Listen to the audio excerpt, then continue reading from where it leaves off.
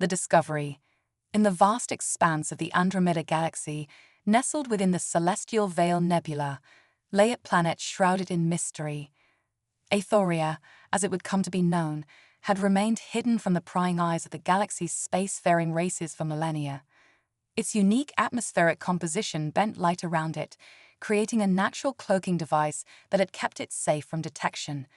But as with all great secrets of the universe, Aethoria's time of isolation was coming to an end. The year was 2157, and humanity had long since mastered interstellar travel. The United Earth Exploration Fleet, led by the state-of-the-art vessel UAS Horizon, was on a routine survey mission when fate intervened. A random gravitational anomaly pulled the ship off course, leading it through a tear in the Celestial Veil Nebula. As the horizon emerged on the other side, the crew found themselves face to face with a sight that would change the course of human history. Captain Elena Rodriguez stood on the bridge, her dark eyes wide with wonder as she gazed upon the swirling blue and green orb before them.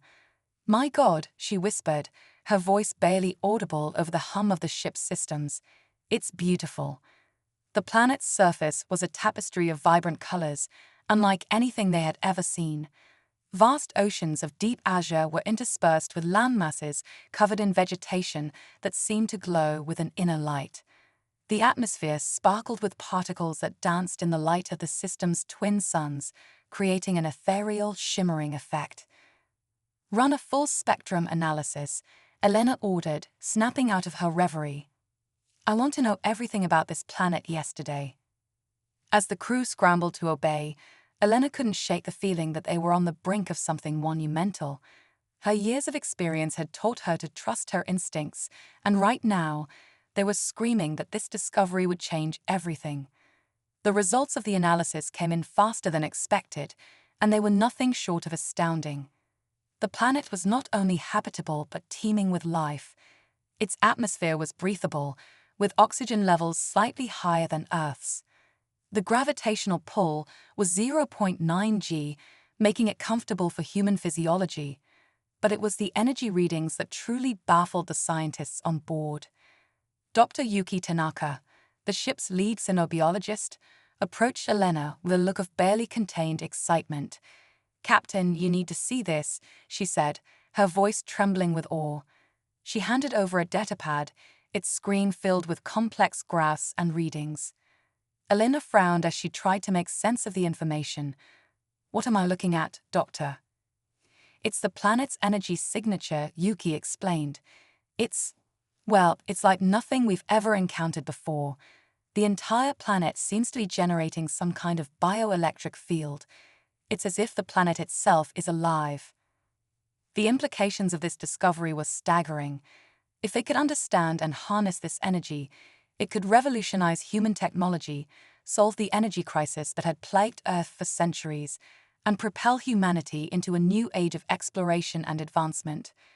"Prepare a landing party," Elena announced, her decision made. "We're going down there." The descent to the planet's surface was smooth, almost eerily so. As the shuttle broke through the cloud cover, the true beauty of Aethoria revealed itself. The vegetation wasn't just glowing, it was pulsating with energy, creating a mesmerizing dance of light and color across the landscape. The landing party, led by Elena herself, stepped out onto the soft, spongy ground. The air was sweet and crisp, filled with unfamiliar scents that tickled their noses. Dr. Tanaka immediately set about collecting samples, her instruments whirring as they analyzed the alien flora. It was First Officer Marcus Chen who first noticed the movement in the undergrowth. "Captain," he said quietly, his hand moving to the holster at his hip. "We're not alone." Elena tensed, her eyes scanning the area. At first, she saw nothing out of the ordinary. Then, as if emerging from the very air itself, they appeared. Tall, slender beings with iridescent skin that seemed to shift and change color like the surface of a soap bubble. Their large, almond-shaped eyes regarded the humans with a mixture of curiosity and wariness. "Hold your positions," Elena ordered, her voice calm despite the rapid beating of her heart. "No sudden movements." One of the beings stepped forward, its movements fluid and graceful.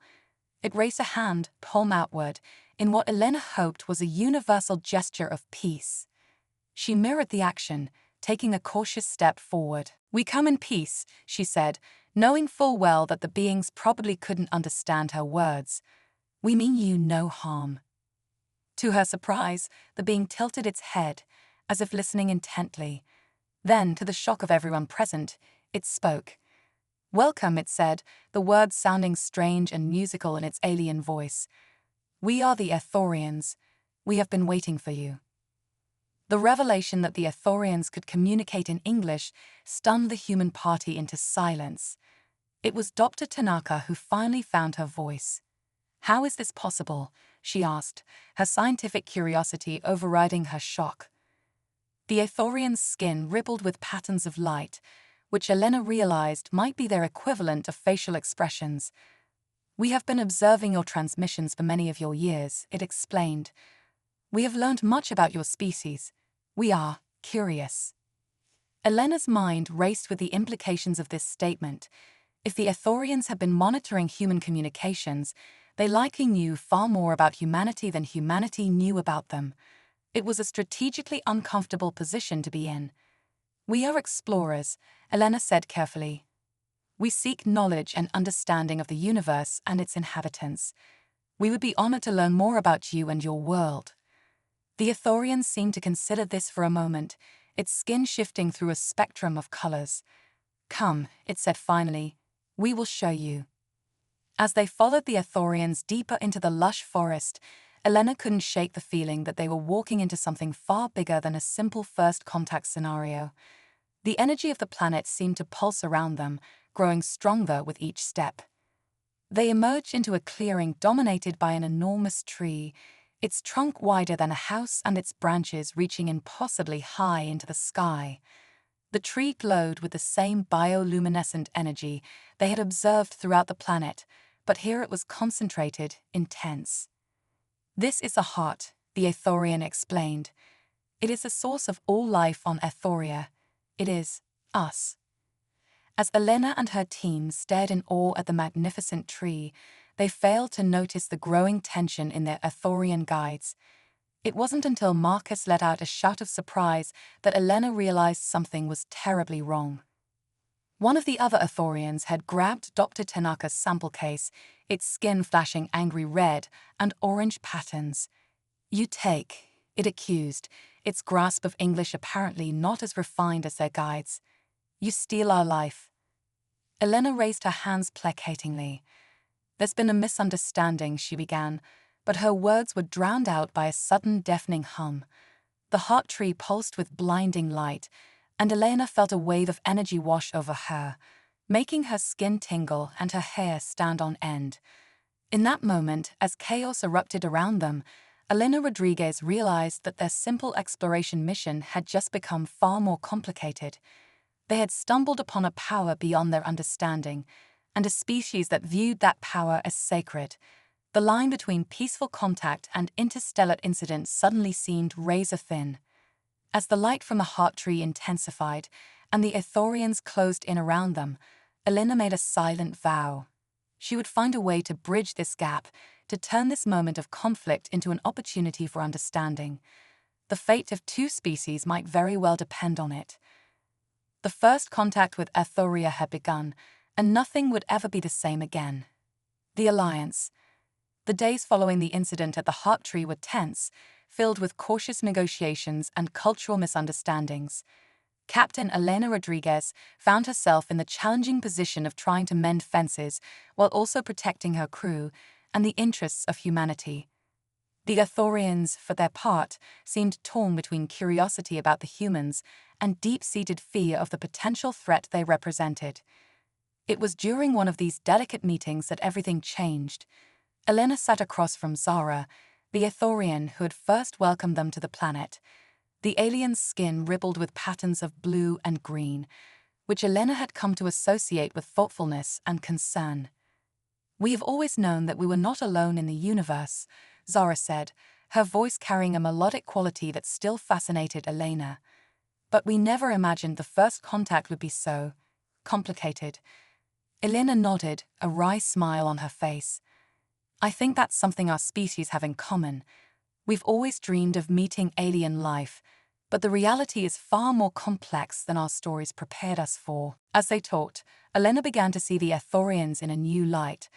Their connection to their planet wasn't just spiritual, it was symbiotic. The energy that flowed through Ithoria also flowed through them, binding them to their world in a way that humans could scarcely comprehend. Your people's desire to study our energy is understandable, Zara continued, her skin shifting to a deeper blue. But you must understand, it is not just a resource to us, it is life itself. Elena leaned forward, her eyes intense. And we respect that, Zara. We're not here to exploit or steal. We want to learn to understand. Perhaps there's a way we can study this energy that doesn't harm your people or your planet. Before Zara could respond, an alarm blared through the human base camp. Elena jumped to her feet, her hand instinctively moving to the communicator at her belt. Rodriguez here. What's going on? The voice of her first officer, Marcus Chen, came through tight with tension. Captain, we're picking up multiple objects entering the system. They're big and they're moving fast. Elena's blood ran cold. They hadn't informed Earth of their discovery yet. These couldn't be human ships. Hostile, she asked, already knowing the answer. Unknown, but they're not responding to hails. ETA to Ithoria orbit, 6 hours. Elena turned to Zara, whose skin had paled to an almost translucent white. You know who they are, Elena said. It wasn't a question. Zara's voice trembled as she spoke. The Vorax. They are consumers. They travel from world to world, stripping them of resources. We have hidden from them for millennia, but now our arrival has exposed you, Elena finished, the weight of responsibility settling heavily on her shoulders. She made a decision then, one that would alter the course of both their species. Zara, I know we've had our differences, but right now none of that matters. We're both facing a threat bigger than our misunderstandings. Will you work with us? Zara's skin rippled with rapid flashes of color as she communicated silently with the other Ithorians present.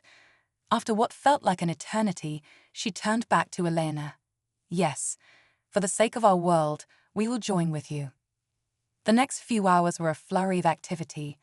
The human crew, trained for space combat but vastly outgunned, worked feverishly to prepare their single ship for battle. The Ithorians, pacifists by nature, but deeply connected to their planet's energy, focused on finding ways to use that energy defensively. Dr. Tanaka worked closely with a group of Ithorian scientists, their earlier mistrust replaced by a shared purpose. If we can modulate the planet's energy field, she explained to Elena, her eyes bright with the thrill of discovery, we might be able to create a shield strong enough to repel the Vorax ships. Elena nodded, hope blooming in her chest for the first time since the alarm had sounded. Do it. Whatever you need, you've got it. As the hours ticked by, a strange transformation took place. Humans and Ithorians, so recently at odds, now moved in concert. The creativity and adaptability of the humans combined with the deep, intuitive understanding the Ithorians had of their world's energy.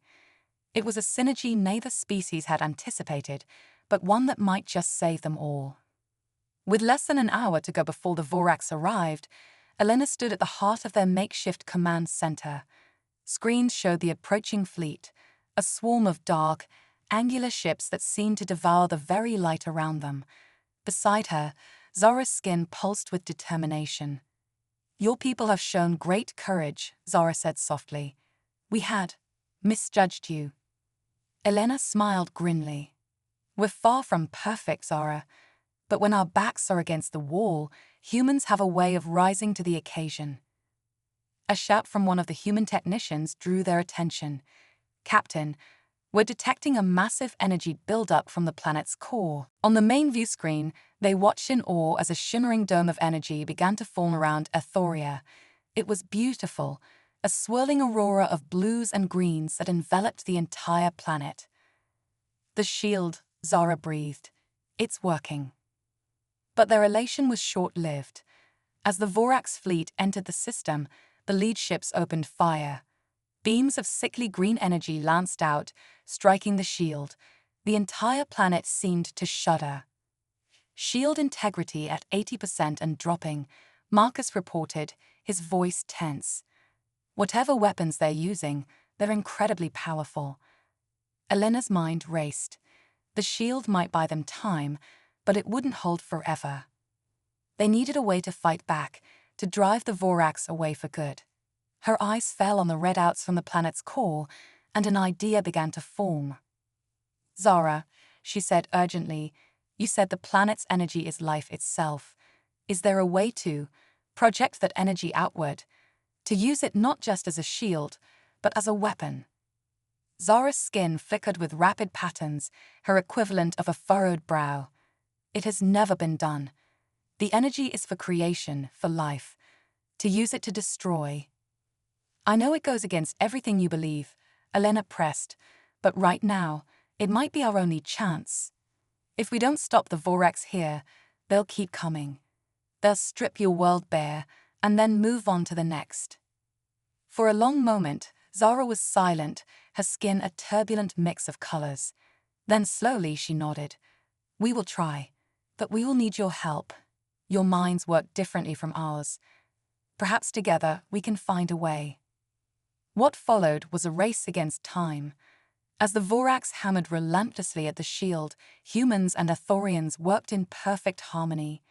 Dr. Tanaka and her Athorian counterparts reconfigured the planet's energy distribution network, while Elena's engineering team jury-rigged their ship's weapon systems to channel the alien power. With mere minutes to spare, as the shield flickered and threatened to fail entirely, they were ready. "All hands, brace for impact," Elena ordered, her voice carrying across the human and Athorian crews alike. "We've got one shot at this. Let's make it count." Zara placed her hand on the control panel, her skin glowing with the same energy that pulsed through her world. Elena laid her hand next to Zara's, a gesture of unity and shared purpose. "Now," Elena commanded. A beam of pure, blinding white energy erupted from the planet's surface, channeled through the human ship, and magnified 1,000-fold.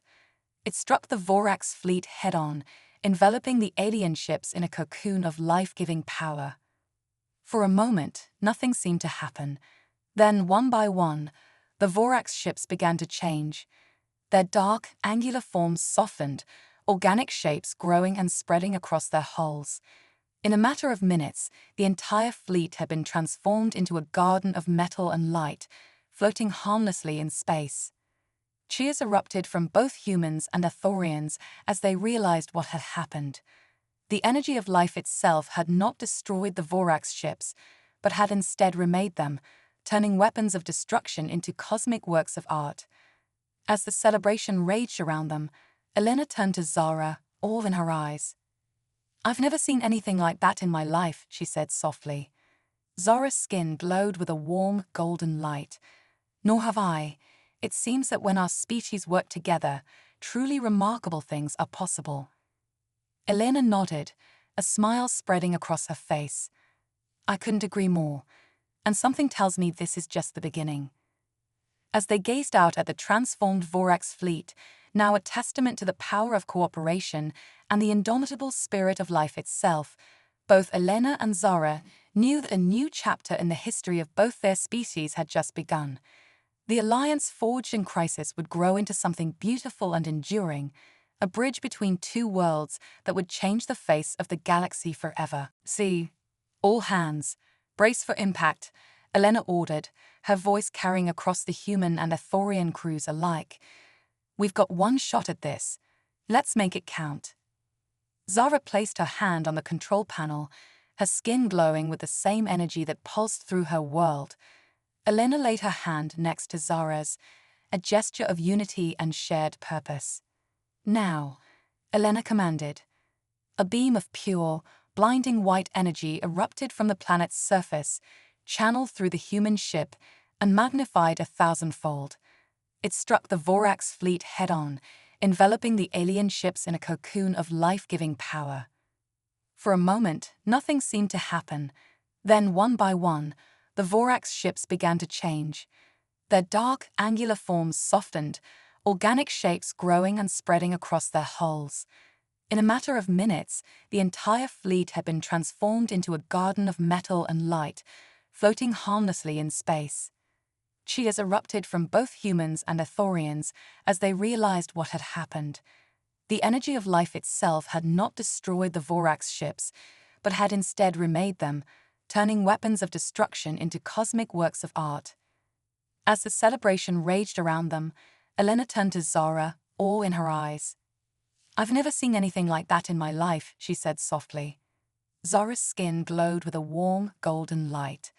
"Nor have I. It seems that when our species work together, truly remarkable things are possible."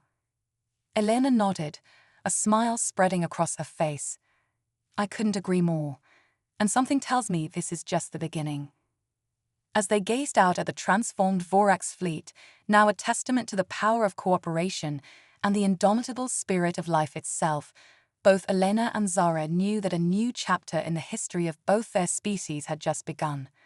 The alliance forged in crisis would grow into something beautiful and enduring, a bridge between two worlds that would change the face of the galaxy forever. Continue from left off. The epic scene you described sets the stage for an exciting continuation. Here's how the story might unfold from where you left off. As the transformed Vorax fleet drifted peacefully among the stars, a sudden tremor ran through Elena's ship. The crew exchanged worried glances, their celebration cut short. "Status report," Elena barked, her eyes scanning the readouts. "Captain," her first officer replied, "we're detecting massive energy fluctuations from the Vorax ships. It's like they're coming alive." Zara's bioluminescence pulsed rapidly, her alien features contorting in concentration. "The life energy," she murmured. "It's not just changing their form, it's awakening something within them." Before their eyes, the organic growths on the Vorax ships began to move and shift. Tendrils of light stretched out into space, connecting the vessels in an intricate web of energy. A collective gasp rose from both human and Ithorian crew members as a shimmering hologram materialized in the center of the bridge. The figure was clearly Vorax in origin, but unlike any they had encountered before, gone was the aggressive, predatory stance. Instead, this being radiated a sense of peace and wisdom. "Greetings, children of Earth and Aethor," the hologram spoke, its voice resonating with harmonics that seemed to touch the very soul. "We are reborn. Your combined energies have freed us from an ancient curse, a corruption that turned us into mindless destroyers." Elena stepped forward, her voice steady despite her racing heart. "We welcome you back to the Galactic community.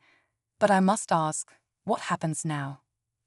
The Vorax entity smiled, an expression that would have once been terrifying, but now seemed almost gentle. "Now we heal. We remember. And we offer our gratitude and our knowledge to those who have saved us." Zara joined Elena, her hand finding the human captains in a gesture of solidarity. "We have much to learn from each other," the Ithorians said. "All three of our species." "Indeed," the Vorax agreed. "The harmonies we can create together will reshape the very fabric of the cosmos." As the hologram faded, Elena turned to her crew, her eyes shining with the promise of a new future. "Well, folks," she said with a grin, "it looks like our mission just got a whole lot more interesting. Let's make history." The bridge erupted in cheers once more, but this time it wasn't just celebration. It was the sound of hope, of possibility, of a universe expanding in ways none of them had ever imagined.